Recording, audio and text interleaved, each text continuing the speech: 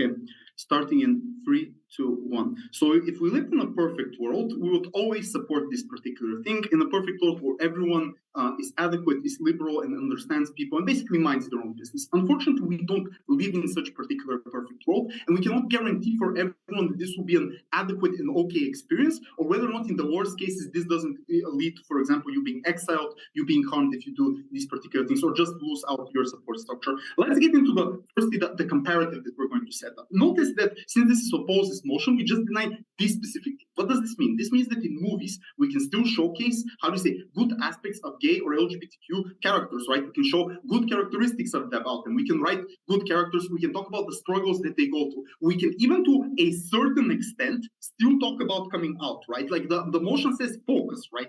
Where we can still engage with this, but we don't think that the focus should be that much in this particular thing. So what is the specific problem with coming out? Because there are two options. Either some people choose not to come out and they feel psychological pains, or some people choose to come out and this is extremely problematic. That obviously we must weigh this to some people being pushed to come out and them living a good life, but we just think that our groups of people are likely to be quantitatively more and the harms are likely to be bigger than these particular things. So what are the psychological harms? Basically, when you see this in media, it creates a certain expectation that this should be expected to your journey as a person from this group of people. That this is the thing that you must go. It is basically portrayed as a necessary part of your identity, a necessary part of your characteristics in this particular case, and it puts an unnecessary not burden, but unnecessary connection with what other people may think, your friends, your family, in these particular things. So first of all, because this is portrayed as some kind of key moment, you necessarily, psychologically, when you're watching the movie, you think that this is something important to you, and you think that this is something very big. Notice that specifically in many cases, movies and media are the first ways many kids around this planet actually engage in these type of things, right? Because they don't have liberal community around them. They usually go on the internet, they feel curious about themselves, they watch the movie, and that's how they get it. But secondly, usually within these movies, the process about thinking of coming out is also portrayed. So you, for example, may see scenes where for example, some people are scared due to the different outcomes. What happens if my parents disown me? What happens if my parents like me? What happens to my friend? What happens in these particular things? Which create unnecessary stress and create unnecessary anxiety inducing throughout the scenes. In many of these cases, because there is a shock value to media productions, because they have an incentive to sell tickets and do these type of things, because obviously this is about movies, it's not done in the most particular way. They want to portray this with dramatic music, with specific focus on the scenes and these type of things. Which brings it to third thing, which is that it overvalues the opinions of family members, relatives, friends, and these particular things. Because necessarily in coming out, the mechanism is that this is the object of focus of the storyline. Like this is, you are the subject as the character, and the object is this particular thing. But secondly, it usually is associated with either the climax of the series or the climax of the movie, right? So what happens when you actually do come out in these particular things? Or if it's not the climax, it's one of the more important scenes that are within these particular things. And the problem is that, again, the unnecessary emphasis is put on their opinion. If it's, for example, a happy ending, everyone lives happily ever after and everyone gets a catharsis. If it's a bad ending, it's something horrible and it's very problematic to the movie set. Which brings us to the fourth thing, which is, in many cases, movies and series don't show what happens after, right? Like you make a movie, you make a series that's short, and you don't necessarily know what is the case. So there is usually a cliffhanger moment within watching this series, which is what happens later, which is this particular case. Why is this harmful? Because it ingrains in society of many of these individuals that are within this community that this is something extremely important to their identity. That this is something that they should do, and if they don't do, their affairs. But many people would not want to do this because, of legit reasons. They think their family would like to disown them. They think they don't live in an adequate society, which makes them feel bad in many of these cases. Makes them feel like they are very problematic in doing this sort of thing, or they're scared, which increases the anxiety in this type of thing. Now, all can say, but you can opt out of just watching. Not when it's this present, right? And not when this is the only media that you can watch that portrays your identity in this particular case. So you can't opt out. But secondly, it gives you impossibility to reconcile your identity. You will never feel, you will feel like basically a fake. I'm not gay enough because I do this particular thing, because I'm not coming out. Because a certain object, or a certain characteristics of the character is portrayed in these particular moments. Notice, On comparative, this doesn't happen because on comparative, when there is a lack of focus, these movies do not interact with wider society. Politicians don't talk about them. LGBTQ society also doesn't talk about them. Celebrities don't talk about them, which they do talk about now when they talk about these movies because there is monetary incentive to talk about this sort of thing, which means that these movies also impact how wider society views this sort of thing. But second mechanism is because kids watch these movies and they later either do it or it's important part of their identity, they also talk about it and they have a fixed idea that this is something important, so it is normalized. So on their side, this is normalized, on our side, this is not normalized. So you have the space and you have the breathing room to tell yourself, no, I actually don't want to come out. I actually think it's perfectly legit decision for me not to do this particular thing and hide my identity from the relatives, or at least not feel the bad coercive pressure or the shame that you necessarily may feel from not engaging in this particular activity, which is horrible at this sort of thing. The way is very simple. Maybe some people come out and they have a good life, but for the many people who can't come out because of circumstances, they feel extremely horrible. This pain is all across their lives and continues to a far extent every time they think about this sort of thing. So it's necessarily something bad for most people living in these circumstances. So because I would say wider world isn't advanced as much as Western liberal democracies. So this is why this is bad. Before I get into second point, CO. Literally all media is always going to be about people who have come out in the vast majority of cases, and people around you also who are part of the community. This does not change the delta. Dude, no. Like, let's take a second here. Let's breathe. If you say this, there is no debate. Like, you're breaking the motion. You have extreme status quo bias. You're not picturing the other world where this doesn't happen, right? And if you do it, there is no motion. Like, if you give it to them because of this reason, I don't know what to say in this particular case. Second point, in many of these cases, this will create psychological damage or bad outcomes because some kids will actually want to do it based upon this sort of thing. Because they think, like all of the analysis here, it's important to your identity. It's the first way that you usually interact with these type of things. And notice because kids, they're small, they're curious in these particular things, they do not necessarily adequately calculate decisions and adequately do this sort of thing. It will push some kids, to come out in this particular case. But the problem is that because they're small, they don't know about the world, they may come out in the wrong circumstances when their family won't react necessarily good to this sort of thing, when their friends may do this. Couple of harms. Number one, bullying. You're highly likely to be harmed or to be ostracized the more that you know these particular things. Again, we're not debating this in Western Europe. We're debating this all across the world where people have access to these movies. But secondly, your family is likely to disown you in these particular things because of their conservative beliefs, because they cannot reconcile your identity and would prefer you to be away because it's shameful of the family. Choose extremely good support structure you would otherwise be able to have when you don't do this particular thing. For all these reasons, no perfect world, OG. I'd like to thank the Prime Minister for that speech and welcome the Leader of Opposition to continue this debate. Hello, can I be heard? Yes. Yeah, I'll take POIs in chat. A content warning in this speech for mentions of harassment, discrimination, par for the course for this motion, but I felt it was necessary anyway. Having said that, I'll start my speech in 3, 2, and 1. It is important for media to focus on a particularly intense, personal, and untalked about part of LGBTQ life, and for government to silence it is tantamount to silencing the people themselves. First, what do these depictions look like? We think the focus tends towards more artistic portrayals about the experience holistically of coming out. So not just that coming out will be happy and good for everyone, but also that you may experience rejection, that there will be a long period of self-doubt and self-discovery about what you want to come out as and what reasons you might have to come out. There are many examples of this in the status quo that don't just say coming out is very nice and very glorified, like euphoria or sex ed or modern love. And the reasons for why it tends towards these and not just the singular glorificatory description that opening government defends is for 4 reasons. One is because of call-out culture. For all of opening government's arguments, the main people they would cater to would not watch this if it was something that was so tone-deaf as to encourage them to do something they would hate all the time. Secondly, is that they have an incentive to consult with subject matter experts that actually have a diverse and nuanced set of opinions on these things because they want to make it as authentic as possible to sell as best as possible. Number 3 is that it tends to be more interesting when it's a variety of nuanced depictions and not just saying you should do this all the time one particular way, because it's more interesting when there's some conflict, when there's some introspection and intense nuanced discussion. And fourthly, finally, is that when there is a focus, you want to be different from other media that tends to focus on these things, which is why there's an incentive to show different perspectives. Maybe for some people it was good, for other people they face rejection, and the story is how they overcome it and still stay true to themselves. What is the implication of this characterization? This is not a debate about the glorification of coming out, nor the condemnation of coming out, and it's about the diversity that emerges out of the media focus on it by having more and more media talk about this very important subject. which means when OG's arguments are reliant on the implicit characterization that it must be about pushing people to come out, if we simply show that their side defaults to that, because that is the main premise assumption that what these media will default to, having more diverse depictions will encourage people to focus on these things in a better way and be forced to come out less on our side. But the second observation I'd like to make it is, if you don't believe this characterization response,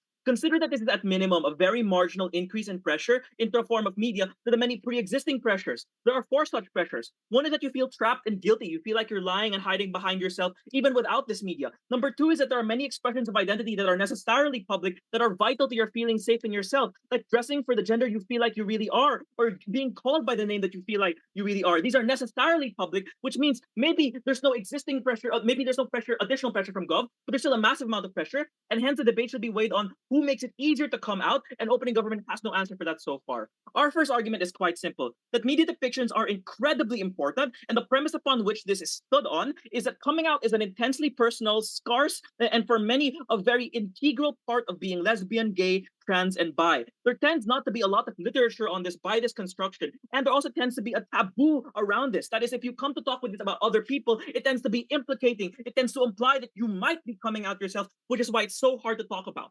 Why then are media depictions incredibly important? It is good for the people in the closet or otherwise face the challenge of coming out for 4 reasons. The first is that if nothing else, it validates their feelings. Feeling afraid is normal. Feeling unsure of your identity is normal. And for many people in government, they never achieve this catharsis. This focus is so important not only because it creates a diversity of portrayals that means you can select the one that best identifies with you, but the absence of this and the obverse face of not having this diversity of portrayals would mean that when you look at this media, it invalidates your opinion because nothing represents you, which means you feel strange and abnormal and you experience much of the mental disorder that makes you feel alienated.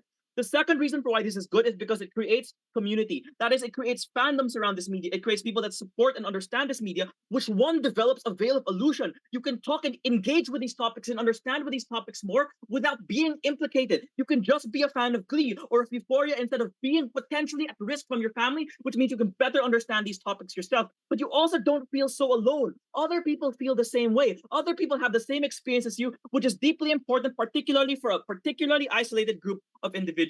But beyond that, thirdly, the third reason for why this is good is because it makes your social circles more easily prepared. This is the crushing thing for government, because they assume that it constantly remains hard to be engaged with and it constantly remains hard to come out. When what we actually say is that a large source of harm, a large source of harmfulness and bad reactions to coming out comes from one, the shock that makes them unprepared to handle these things, for them accidentally dead naming you, for them accidentally, saying, oh, are you a she now? And other harmful statements like this, because they've never seen it happen before and they don't know what it's like and they don't know that it's very, very important to you. So it's not just the knowledge of how to do it, but the understanding and the empathy of its importance in the first place. Beyond that, it smooths the pressure and the process by a lot, by normalizing it, by reassuring parents that this is something that many people go through and that your family isn't to be shamed for it, and more importantly, that this is a normal part of life.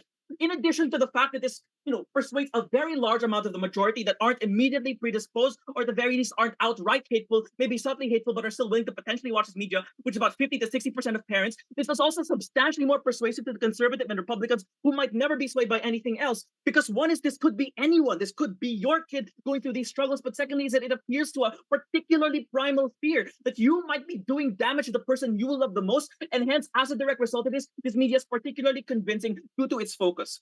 So the impact of this is quite simple. The first is that this is a particularly important depiction that helps a lot of people through a very scary part of their life that not only directly leads to many mental disorders, directly leads to lifelong anxieties, self-harm, and other things. It is also just an integral part of you being able to feel safe in your own body. But secondly, that there's a very large amount of people that face this problem, and hence, as a matter of scope and scale, this is immense. I'll take a POI from CD. Yeah, due to algorithms, profit incentives are lowest common denominator incentives. They're going to show you mainly positive portrayals. So the ability for you to have a diversity and understand how to come out is not going to be that high on your side of the house. Due to algorithms is such a loaded phrase. I mean, algorithms could also say that means you can find the media that best selects for you, right? So algorithms actually make it less common denominator because your Netflix recommendations are tailored to you. You won't get the, one that says, oh, because you're in a conservative country, yeah, you should totally tell everyone about these things forever, right? In fact, Netflix recommendations would make it most tailored to your individual experience, which means it's less of the least common denominator. That's actually a pretty cool point. I should have argued that. But anyway, So to conclude this first argument, it should be obvious that we're winning the debate, but the obverse face of this argument is also quite damaging because the effect of the absent is in and of itself terrible when you justify it by saying it wasn't a big deal, because as closing opposition points out, many people and these depictions of LGBT individuals will still have to have come out in the first place, which means for many people for whom this is a big deal, for whom it is important, their feelings are explicitly invalidated because the nature of the story and the way that they would have to defocus it from coming out would necessarily implicate that these things are unimportant, you should not be caring about it, which means one, these people remain constantly repressed, two, these people go into a half cocked and end up in much worse family situations, and three, they end up harming themselves because they don't know how important it is, or they feel like it is important, but never get acknowledged by media, and that's why we oppose.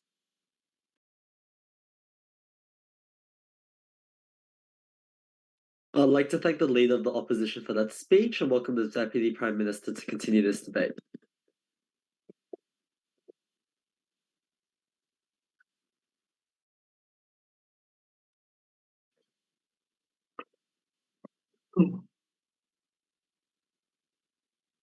Can you hear me?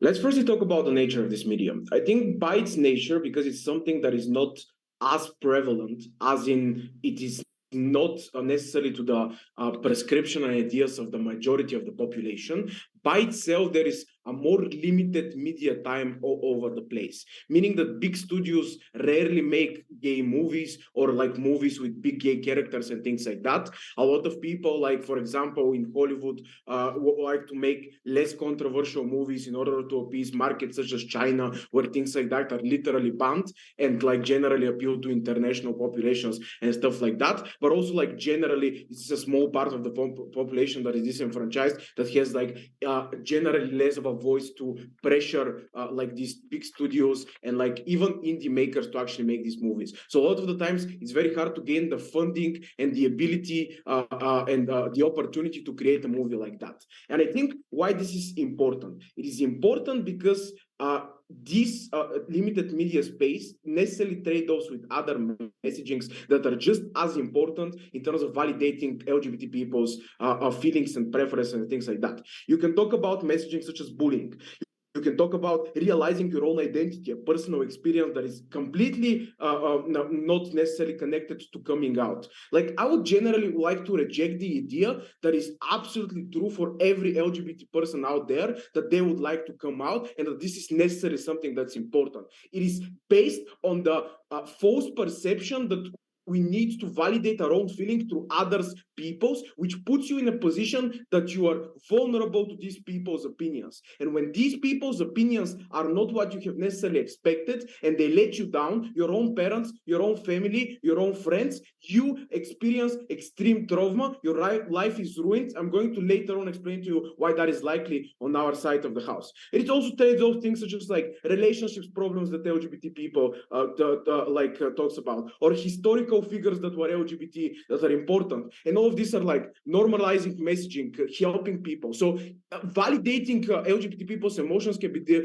done in different ways. Now look, let's talk about who are the people who are likely to come out and who are the people that we don't want to be pressured into coming out. I think a lot of the role models out there that LGBT people can prescribe to are generally likely to come out anyway. If you're a person in a position of power, such as politician, or if you're rich, if you're beloved, if you're a big artist, your ability to come out is huge because you have a huge support structure, your fans, your followers, people who have voted for you, or generally can just say, I don't give a fuck because I'm like a stable human being and I don't care about these people. But this is not, this is also true for like generally people of privileged backgrounds and things like that. Maybe they're white, maybe they're in a richer country and things like that. Maybe they just like generally privileged because they have a lot of friends who are liberal, or like a community such as debating where they has a lot of liberal friends. But structurally, this is not the case for many LGBT people out there. People who live in like countries with like religious backgrounds, people who live in places where this is literally banned, or like just generally, I think that LGBT people are structurally excluded from like having access to huge support networks and things like that. Why is this the case? In many of the cases, because you're different and you grow up in a society that, like, for example, pushes onto you gender norms and tells you you have to feel like a boy or a girl necessarily to be normal, or like you have to like boys because you're a girl, or you have to like girls because you're a boy, and things like that. You necessarily feel different, especially during the process of like self-realization, and that in many of the cases makes you self-isolate, or like the friends that you have perpetuate a lot of these problematic stereotypes, so you don't feel as close to them and you can't come out to them in many of these cases. This necessarily comes down to the fact that you have like most LGBT people in many of these places can have only one or two friends that they can truly talk about, or like they have their only support system is their family and things like that. And these support structures are important because these are the people who you go to and they tell them when you had a bad day, you like disclose important decisions, where you want to go to school, should you marry that person, should you do that, should you do X, all of these crucial moments in your life that give you like important meaning, anxiety when you need support the most. But it's also like financial stability, your parents supporting you through college, your parents letting you live with them until you get Sajuna Foods, like a friend giving you a job or a recommendation and things like that. And it's problematic because once you risk all of those things to come out, because you're pushed into believing that this will somehow solve all your problems and you're gonna feel like you're more in place and like your identity is now finally realized for some reason, this is when you're pushed into believing these things and you risk these people pushing you away. And it's not okay. I wouldn't like to live in this world, but this is the world that we live in. Many of these people are perpetuated by the media that they have read, by the things that they said, by what their God thinks or what they believe their God thinks, that these people are wrong, that they're gonna go to hell in certain cases, or just because they're thinking that they feel like another gender, or that they don't have a gender and things like that. So it's very hard for you to fight these support structures, and it's better in many of these cases for you to keep them, even if you don't fully disclose what you are to them, or you disclose it only to your friends but not to your parents. It's better because you're able to access a lot of these practical benefits and a lot of other support systems without like actualizing a lot of the things that you're saying. Before I continue with direct engagement closing. Yeah. If your entire case is correct, then you feel terrible about lying to your parents and others. That means you're always consistently anxious, feel really bad, and aren't really able to engage with them to the fullest extent anyway. But no. This is what I'm saying. By the absence of this media that it pushes you, it is not necessarily the case that you think about this as something as important. Media creates the perception that this is an important moment of your life of realizing your identity. I'll tell you that is not, and you cannot give me structural reasons that is the case for many people. Many people have multiple different interests that are not connected to your identity. Your identity should not be based on what they particularly believe in. But even if it's important to them, the fact that they are pushed into doing it and then their life crumbles is problematic on its own. A couple of things like that. First of all, validation of feelings. I already explained to you why, like, basically, if you prove to you that you're harmed, this is worse, and like you don't really get the benefit of validating your feelings. You can validate your feelings to other different ways. Creating a community is not unique to these particular things in terms of like there's gonna be popular culture to LGBT people and things like that. And finally, I think on social circles, I think people are far more likely to push you into believing that you have to come out to your parents or pressure into these things. But I generally don't think that like average Joe, who is most likely a homophobe because of the media that they grew up, is actually likely to watch these things in the first place. I'm very, very happy to give people a choice. Thank you. I'd like to thank the Deputy Prime Minister for that speech and welcome the Deputy Leader of Opposition to close the opening half of this debate. Hi, I'm assuming I can be heard. I'll take PYs in chat. I can hear you. Great, thanks.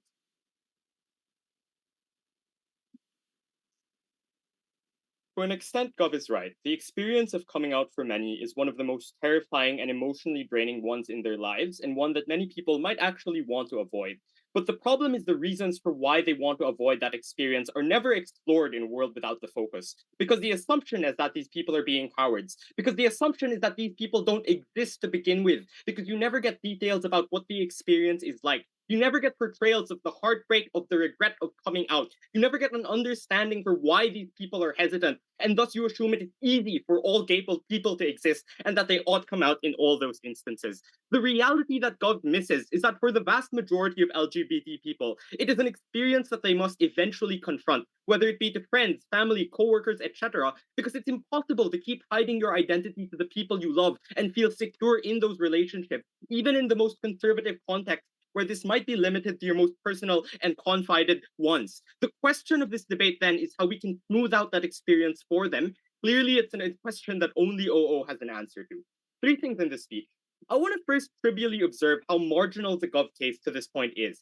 Their case exists only in contexts that are conservative enough where the topic of coming out is taboo specifically, but then for some reason they also accept content talking about the bullying gay people face, the harassment gay people face, or even the possibility of gay relationships. Like, this is just so incoherent to me. Compare this, even if their case flies, to the vast majority of cases where we are just winning. What we point out is that the problem isn't that many people will be rejected. Many people assume they will be rejected and simply need the nudge of exposure to the process of coming out in order to get over that immense mental hurdle. It's because of this existing stereotypes that people don't realize that it's okay if your parents don't accept you right away. But in many of these conservative countries, they never even imagine the fact that they might be able to speak to their parents, they might be able to speak to their friends, they might be able to speak to their coworkers about it because there are no portrayals of it and the diverse ways it can play out. They have this homogenized image of the process in their minds, an image that never changes in that world. Which is why, even if you believe all of Gov's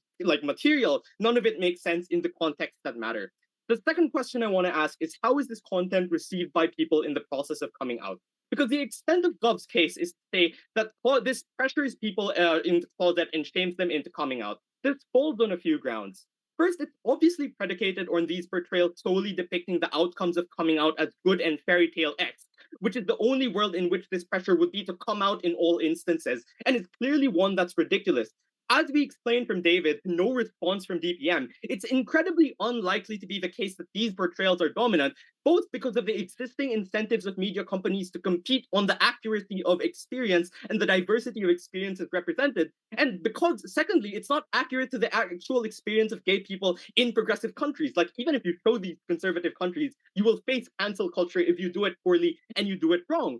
So for the people that genuinely don't want to come out or have good reasons for not doing so, they're actually far better represented and characterized in our world, where there are more discussions of what coming out can be and the ways it can go wrong. So you understand the reasons why they might want to stay in the closet. You understand why it's not appropriate to ask someone upfront about their gender identity, to ask, like, what pronouns should I call you? And all of these egregious things that many people say in meetings because they assume the process of coming out should be easy. It's when you have more portrayals of it that you get more nuanced discussions that arise. The second observation I'd make here is just to point out how uncomparative this claim is. There are many external forces that pressure you to come out. You see gay couples on social media. You have to talk to you have to look for a partner at some point to which you would have to come out to someone. You have to confront your friends about that relationship. You have to talk to your parents to get that relationship legal and move on with your life. The point is that it's inevitable, even if some people might really not want to come out, it's unclear why we should favor them over the many, many people who will have to come out. And the way here is rather simple. The people who don't want to come out will be insulated from the worst harms of discrimination, insofar as nobody knows they're a member of the LGBT community and can't attack them viscerally for it. Whereas the people who do have to come out and want to come out are people who will have to face that criticism, who will have to go through those conversations, who will have to endure the worst of it, which is why our priority ought be to making their lives easier rather than the people Gov claims to defend. The third and final thing to say here is to engage even in the worst case, where this is about people with absolutely no capacity to come out. We still make their life better by giving them the focus on this content on three different grounds.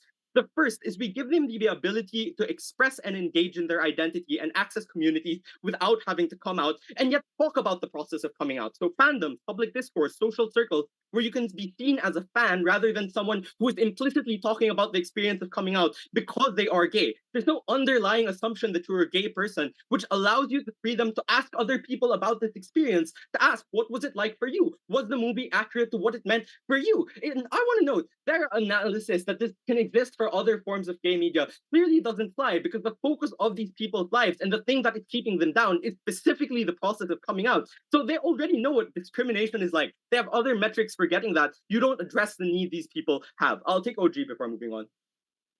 But the problem is you're putting a complete false comparative. We can still portray people, we can still portray their experiences and gain most of your benefits without having the harm of people feeling like shit and having to come out in the wrong way, which you haven't weighed out yet.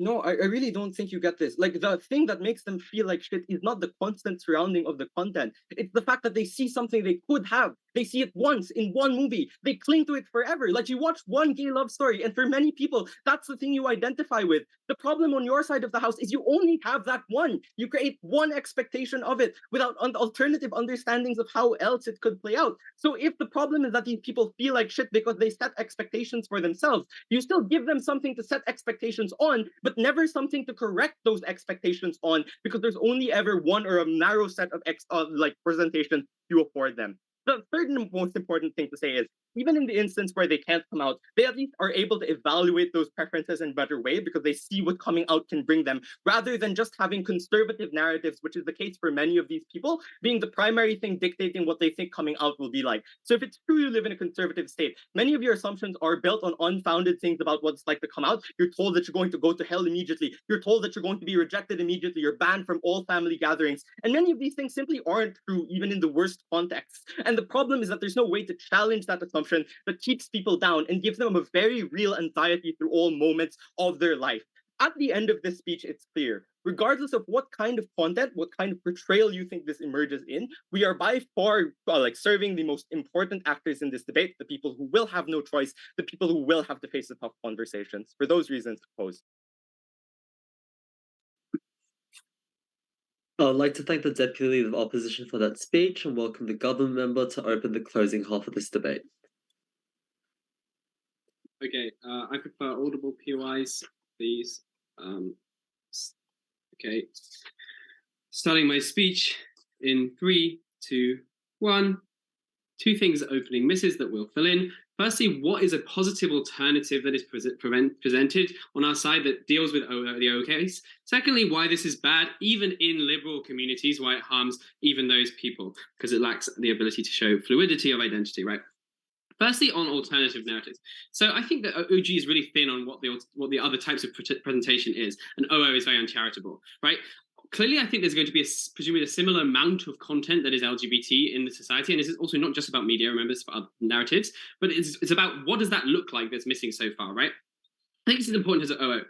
You can have a presentation of being a gay person that doesn't have coming out, and it doesn't just look like having the shittest life possible. What can be being gay without coming out? You can do things like softly signal to certain people, but not explicitly say that. Because, for example, maybe you value your privacy with your family about things like sexuality. Or secondly, really importantly, you could be closeted to like your family, but you could still live a gay life, right? You could still have certain people who you have relationships or with or friends who are in that gay community, but you don't actively say to everybody, it's not a norm that you just tell everybody about your sexuality. This is important in terms of responding to OO, because firstly, they say you feel shit if you see the possibility of coming out because you really want it. I think this is making the assumption that being gay means coming out, right? Okay, maybe you would like to tell your family, but if you can see a positive way of having your main desires, which is like finding relationships and stuff without coming out, I don't think that's really true. I think the thing that's shit is that the fact that there's so much of a focus creates the idea that this is an expectation. This is a challenge from OO that I don't think OG's dealt with. Why is this the case? Look, if you're a minority who's not included in the general narrative about life and about who you are and how you should live, you really are dependent on media and cultural narratives developing about how you are acceptably able to live. You're confused, you're scared about how to be part of society. You use those as a metric, right? If the very overwhelming narrative is coming out, then that's not seen as a choice, which is what we get on our side, as an option that you could take if that's something that personally would appeal to you, which means you get a lot of benefits. But instead, it's seen as the default. It's seen as something that is not there. So, for example, you don't get alternative positive portrayals, right? So even if it's not literally shown as something you're meant necessarily to be forced to do, you need to have an idea of what life could be like without coming out. The things I mentioned earlier. That's more likely to happen on our side, right? Because now the media can't just focus on coming out as the only gay narrative that they tell over and over again. You need to show a diversity of experiences. So you have media that is betraying people, for example, living an okay life even though they haven't come out. Yes, media sometimes focuses on negatives, but also there can be appeals to positives in terms of gay people want to watch it because it makes them feel a bit better about their life, right? So I think that there's going to be a reasonable amount of positive portrayal of people, for example, in more conservative communities, still being happy because they have their in-group, even if they're not out to everybody. This is important as well because it creates more diversity, right? For the reasons I've just said, you show more people from conservative areas or from less accepting areas in gay media. You don't just show the liberal bubble. That's because, as OO's conceded, there are certain people who the coming out narrative just doesn't apply to, right? You can't really make a story about a person coming out in like Qatar and getting executed. It wouldn't be very fun for most people to watch, right? But they seem to say that you're just going to address this in the media in a really vague way. You're not going to address it if the whole point of the media is to valorize coming out, which is what's seen as the default. But instead, you're showing that it's shit and it's a bad thing to do, right? It gets pushed aside.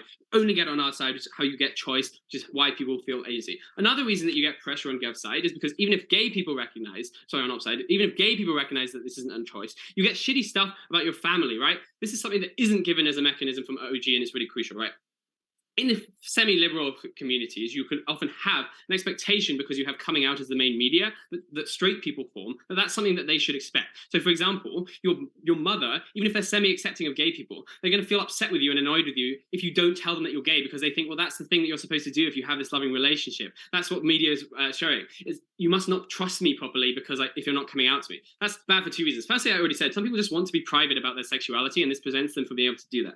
Secondly, I think that coming out to a family member out of those kinds of pressures can often be bad, and we could take a much lower burden of proof than OG. It doesn't have to be throwing you out of the household, right? This is now moving on to stuff about liberal areas. A lot of the time, it just looks like weird treatment that you don't like now your gay mother now your mother who's sort of accepting of gay people but doesn't understand it or is a bit old-fashioned treats you in a stereotypical way, makes assumptions about you that you didn't like, uses language that feels inappropriate, or discusses things with their friends about you that feel personal. Those are the things that you get without having to be a super homophobic area, right? Those are the things that you get at the point where your family member is pressuring you. Your mother's upset with you because this is something you didn't expect. Alternatively, if a lot of the time there's privacy is an expectation that can be held, you can decide that it's okay to not have a relationship, to not tell those things to your family. That's important for further impacts in terms of why liberal areas are worse in this debate. I think this is weighing over OG because, well, first I already gave more mechanization of how conservative areas get better, but I think this is the most likely tipping point because there's obviously lots of other bad things going on for people's lives of gay people in conservative areas, right?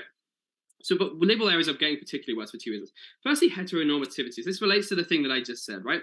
At the point where you're going to have a more accepting community being formed over time, it's good to create a norm that being gay is an option and that's something that people could be without them having to explicitly tell you. But this doesn't happen when you have a coming out narrative be the dominant thing, right? Because the coming out narrative suggests that, well, if somebody's gay, they're going to tell you about it. Otherwise, you can assume that they're straight. That's why you get the things like, again, your mother being disappointed with you because you didn't tell them. Or it means that your friends are going to other you or make you or pressure you to talk about things that aren't relevant to your life or that you have to lie about if you don't want to come out in order to fit in with that group. Or the alternative, a more liberal community would probably, if they didn't have a coming out narrative, would accept that you might be gay even if you weren't. I'll take the POI. So this assumes that the default perception is positive and respectful without the focus, but an argument is this is only possible with the focus and that the default defaults to conservative norms that you're trying to avoid. I think in conservative areas, I've said it's better because it shows an alternative lifestyle, even if it's not the ideal one. But in liberal areas, I think that there's still going to be relatively positive portrayal. The point is the nature of that portrayal. Because coming out narratives are usually well-intended but bad, right? Why? I've already just given you the reason on heteronormativity. That means that you don't get a good positive narrative. But secondly, putting yourself into a box, right? Usually coming out is something that's portrayed to be doing at a very young age when you're still finding your identity. The sexuality and gender and stuff is really complicated, and it's really bad for people to have to choose something that's very fluid, to put themselves in a rigid box at a young age and then be perceived by that way, right? Or to have to simplify their identity so it's something that their straight family member can understand, right? They can't really express it. This is what ends up happening on the opposite. What are the harms of this, right? firstly, you feel inauthentic. The thing that you wanted to do, which is for people to understand you, isn't actually done. You feel like you betrayed yourself because it's not really who you are. Secondly, as I said earlier, you then get portrayed on the stereotypes based on the simplified or misunderstood version of the straight people, which especially invalidates your identity, makes you feel especially marginalized. But thirdly, you end up with things like gatekeeping, like people expect you to act a certain way in order to really be a part of that community, right? I think it's better if you're able to have a live and let live attitude towards your sexuality. You don't feel pressure to decide who you are at a really young age, and you don't feel like when you do come out, you often regret that you didn't really get what you wanted because you didn't really express yourself. I think on the op side, all you're getting is people going into putting themselves in a box that doesn't fit them, makes other people perceive them in a worse way, and prevents other narratives, which removes the agency of LGBT people. Proud to propose. I'd like to thank government member for that speech and welcome opposition member to continue this debate.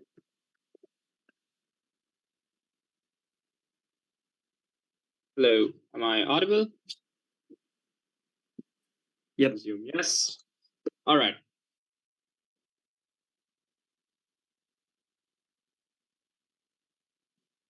Simple extension for closing opposition. LGBT media will exist on both sides of the house. We think there is still a massive profit incentive for these people to cater to movies that cater to a significant proportion of the population in both of these places. And I think there's a general interest in LGBT issues, which is the reason the movies which have the focus on coming out are made on the side of Gov in the first place. We're going to tell you why the counterfactual media is much worse. I think the first point to note here is that the counterfactual media will, and this, by the way, directly engages and flips opening government. The first thing to say here is that it will often show people who are already out. There are two kinds of things that happen here. Firstly, it'll show their romances and their drama in their dating life and other things like that, because that's often a massive source of their drama in the first place. This is more palatable and relatable to straight people, so it'll get a lot of airtime, and that will be the counterfactual focus on their side of the house. But the second thing is that they will show historical LGBT figures, as Nikki himself says at the bottom of BPM. This means that this is often unrealistic kinds of portrayals, right? Because these are the people who were like historical LGBT figures, like people like Harvey Milk, were often extremely privileged white people living in Western nations on their side of the house, because they were the people who had the ability to do these kinds of things in the first place. Critically, you get no portrayal of people who haven't come out, who are choosing not to come out in the first place, and aren't living very happy gay lives after their coming out process, because critically, you can't show the gay experience before you come out, because as Toby points out, these people aren't actually seen as gay in the first place. They aren't like explicitly gay, and they don't have gay interactions because they haven't come out to the society. So you can't portray this in the media. This means that on Gov's side, there is a massive portrayal of people who have already come out in gay media. Why is this bad? I think firstly because it flips OG, because more people feel the pressure to come out, because every single gay character that they see in the media, every single LGBT person they see is already out, is living a very happy life, living like already having relationships and being out to their family and friends already, because they don't have the entire dramatic process of coming out on their side of the house. This means that a lot of people feel the pressure to come out, even if they are not ready to, even if they don't have the support structures around them to, and don't have the same level, like all the harms of opening government kick in if they're in too much of a conservative society to be able to come out meaningfully. We don't put that pressure on people. We don't tell you that coming out is something that is essential for you to self-actualize as a gay person. But secondly, I think representation of people who haven't come out as a part of queer communities is extremely valuable as a principled right, because we don't think this is often done in status quo, right? Because we don't think that people talk about the fact that you are still queer if you like don't come out in the first place. Okay, like there's some material on this in opening opposition which just says that there is less media and you like benchmark onto the first movie you see. I think we are far better in our proof of mechanisms, because we don't just assume that there will be less media on our side of the house, but we show you why all the media, even if it's a lot, will still portray it particularly badly and portray it in a way that like incentivizes you to come out in the first place. We're not contingent. Opening government. But we analyze that the process of coming out is specifically the thing that pushes people to do this. If it's just the outcomes, people do not view this stuff as super complex. No. This is like not true, right? You prove that like the fact that people are shown as coming out means that they have to come out. But if you look at your analysis, it also works if you see everyone in the movies you see as come out already, openly gay to their families and living that life already. the same analysis works. It's just that it forces people to come out because you don't show the painful process behind it. You only show the outcome on your side of the house. That makes it much worse. Secondly, this is like a bit of a weird argument, but I think it's going to be working, and I'll provide tons of structural reasons to make it work. I think you get far worse portrayals because on our side of the house, you're able to portray children who are LGBTQ. Why is this particularly important? Because we think that the main big drama in gay children's lives is the act of coming out, right? That is the first queer experience that most people have, and that is something that uniquely happens at a young age for the vast majority of people. This means that you show a lot of drama around children. And on their side of the house, the counterfactual we showed you, the people who are having romantic lives, having active sex lives in their adult lives, or are showing historical people, are likely to be stories that happen at a much older age. We think it's particularly valuable to have, and this is like particularly important because media has an incentive to show extremely dramatic things, which means that the drama that happens in children, like queer children's lives, is specifically the drama around coming out, which means that the focus is necessary for you to show that sort of thing in the first, show this kind of portrayal of children, queer children in media in the first place. Why is it particularly important for kids to be portrayed in media? I think, as CG points out, kids feel less confident and are the most confused in their queer identity. So showing these queer children in screen makes them feel much more seen, makes them feel and understand their own self much better. But secondly, they're more controlled by parents, which means that media is particularly more valuable to how much of a change it can make on these children's lives specifically, because it doesn't impact because adults can seek out other sorts of media or community because they aren't controlled by their parents in the same way and don't need media for representation. They can seek it out in their real world. Fourthly, I think there's less backlash because you're showing like the fact that children are doing things and showing like support from parents being an important thing. We're less likely to get conservative backlash. You're also less likely to show like sex scenes and things like that in the romance counterfactual, which is probably going to cause massive amounts of backlash in the queer community. Now let's just do some line-by-line responses to stuff that we heard from OG and CG about why we make the decision process and the act of coming out much easier. Why do we make the decision process easier? I think we just show the consequences, right? Like Ruben's only analysis on why you don't show the consequences is because cliffhangers are good. This is stupid. We think that art mimics real life. That is to say that we think that there is an incentive to show the real experience of what queer coming out can do to you. And in these communities, like art will tell the stories of people in the real world. If there is extremely bad responses to sometimes when people come out, the art has an incentive to show that because that creates drama that is extremely relatable to people on the ground, which means that you will show the consequences, which means we get far better analysis of the decision. But we also make the process of coming out much easier. And this is like stuff that like hints at the same impact but doesn't give you our mechanisms, because the process is particularly important. Firstly, I think it shows you that there are different ways to come out and there are ways to do it at different ages. I think the first example of this is you can do it to your friends, but not to your family. And that is like the CG response, but that only happens on our side when we show people interrogating their decision to come out to certain people, what level of trust is needed to show to certain people, and what kind of conversations you can have to probe if they may be good or not, good with it or not, before they have come out in the first place. These are ideas that children only get on our side of the house when they see different nuanced portrayals of how this happens. But secondly, it shows how friends and families respond, and this may be bad. Note that this is good because this is the same analogy as content warnings, right? Because the reason content warnings are good is not because like they often prevent you from hearing the thing, but being mentally prepared to hear negative responses in and of itself is extremely valuable as a form of defense against these kinds of things, and you're prepared for these things. We think that on our side of the house, the media that is portrayed in the counterfactual is far worse and doesn't focus on queer issues and actually just flips all of Gov Bench's harms. So we're very proud to stand in closing opposition.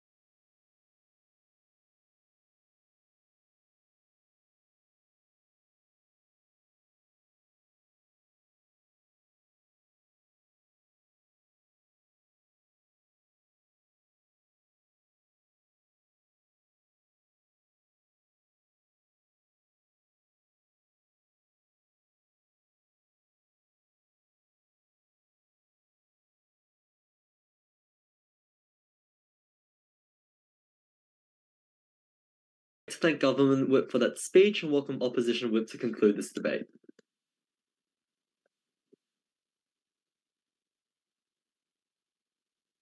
Can you hear me? Yes. Okay, cool. 3, 2, 1. First, differentiation from opening opposition. Look, opening opposition gave you what I think is a case about exposure of the LGBT identity around focus media. What they miss is the comparative, i.e., what media exists in a world where the focus is not on coming out. Note what Rohan adds.